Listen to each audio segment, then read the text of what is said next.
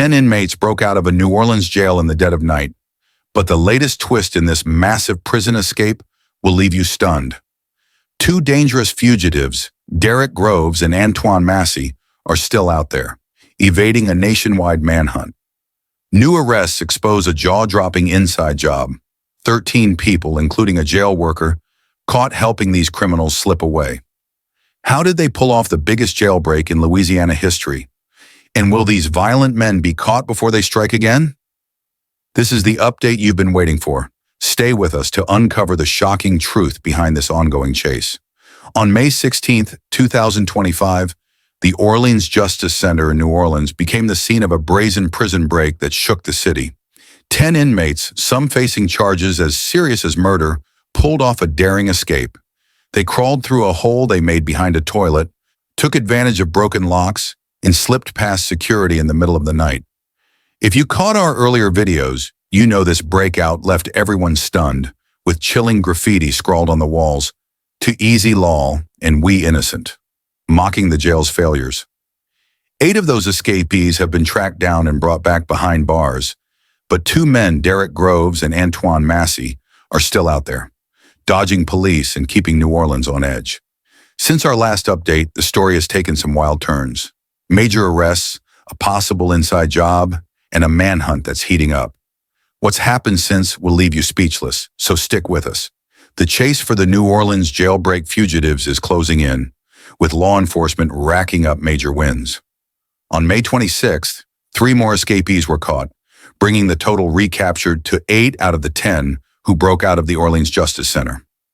Lenton Van Buren, 26, was picked up in Baton Rouge, calmly sitting on a bench near a department store like he wasn't a wanted man. That same day, Jermaine Donald, 42, and Leo Tate, 31, were nabbed in Walker County, Texas, after a wild high-speed chase that ended with Texas state troopers locking them down. Over 200 officers from the FBI, ATF, Louisiana State Police, and local agencies are working day and night to track these men. But 2 fugitives, Derrick Groves and Antoine Massey, are still out there, keeping authorities and the public on high alert. Groves, convicted of a brutal 2018 Mardi Gras shooting that left 2 dead, is facing a life sentence, making him desperate. Massey, a 32-year-old with a history of slipping out of custody since 2007, faces charges of domestic abuse, strangulation, and even kidnapping and rape in a separate case. Just yesterday, May 27th, police got a tip that Massey was spotted in Natchez, Mississippi, but by the time they moved in, he was gone, likely on the move again. The stakes couldn't be higher, with a $20,000 reward offered for each man, $40,000 total, from the FBI, ATF, and Crime Stoppers for any tip that leads to their capture. Where are Groves and Massey hiding?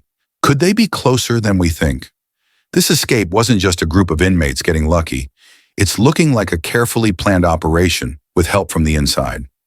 On May 20th, authorities arrested Sterling Williams, a 33-year-old maintenance worker at the Orleans Justice Center, charging him with 10 counts of aiding the escape and malfeasance in office. Court records show Williams admitted to turning off the water to a cell after Antoine Massey threatened to shank him if he didn't. That move was critical. It let the inmates rip out a toilet and sink without flooding the cell, which would have alerted guards. But here's where it gets murky. Williams' lawyer claims he was just following orders from a deputy to fix a clogged toilet, not helping the escape. Louisiana Attorney General Liz Murrill isn't convinced, hinting that Williams' role might go deeper than he's letting on. Surveillance footage shows him chatting openly with Massey, Groves, and another inmate in the jail's 1D pod, raising questions about what else he might know. And he's not the only one in hot water. 3 other jail employees have been suspended without pay, including a civilian worker who left their post to grab food, completely missing the breakout. Was Sterling Williams a scared worker coerced into helping, or was he part of a bigger scheme? What do you think? Could he have been a victim, or is he hiding something? The conspiracy doesn't stop at the jail walls. It spills out into the streets of New Orleans and beyond. As of May 27th, 13 people have been arrested for helping the escapees, and the list keeps growing.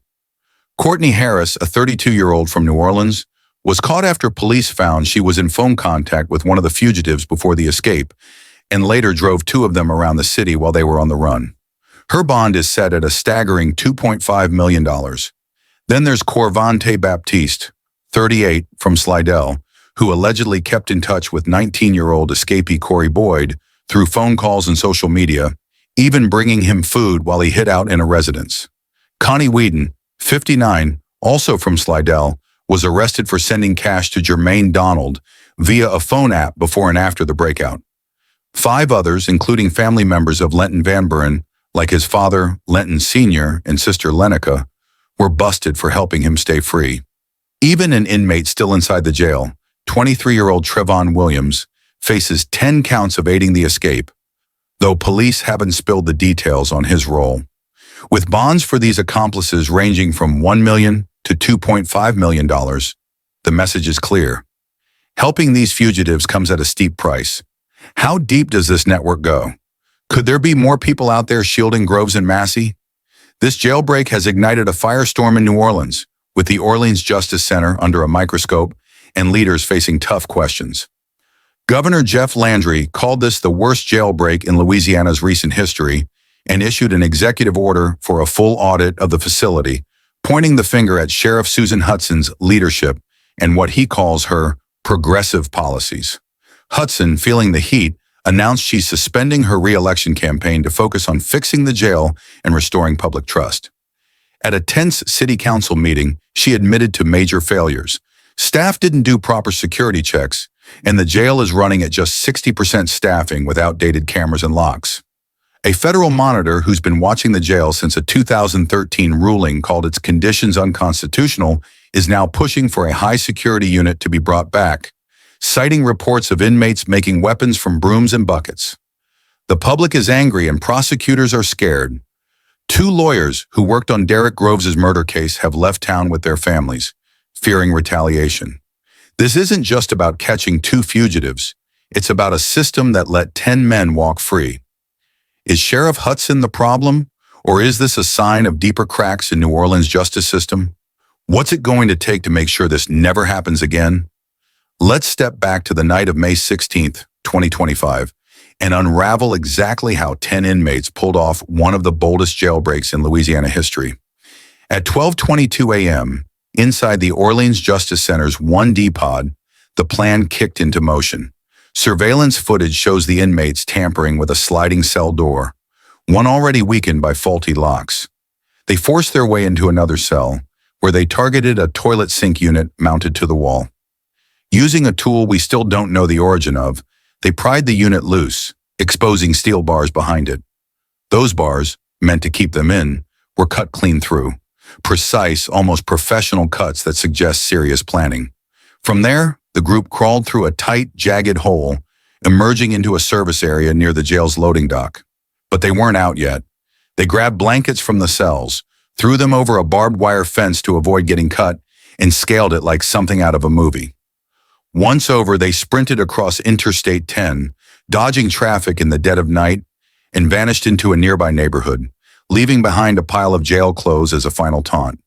And then there's the graffiti they left scrawled on the wall: "To Easy Law" and "We Innocent," mocking the jail's security as they slipped away. The clean cuts on those bars raise a big question. How did these inmates get their hands on a tool strong enough to slice through steel? Was it smuggled in by someone on the inside, or was it already there, waiting for them? What do you think? How did they pull this off? The deeper we dig into this escape, the clearer it becomes that the inmates didn't do this alone. At the heart of this conspiracy is Sterling Williams, a 33-year-old maintenance worker who's now facing 10 felony counts for aiding the escape. Williams told investigators that Antoine Massey, one of the masterminds, threatened to shank him if he didn't turn off the water to a cell in the 1D pod. That shutoff was a game changer. It meant the inmates could rip out the toilet without flooding the cell, which would have set off alarms. But here's where things get messy. Williams's lawyer insists he was just following orders from a deputy to fix a clogged toilet, not helping criminals escape. Yet surveillance footage paints a different picture. Williams casually chatting with Massey, Derrick Groves, and another inmate in the days leading up to the breakout. Louisiana Attorney General Liz Murrill has made it clear she thinks Williams' story doesn't add up. hinting he might have been in on it for longer than he's admitting. And he's not the only one raising eyebrows.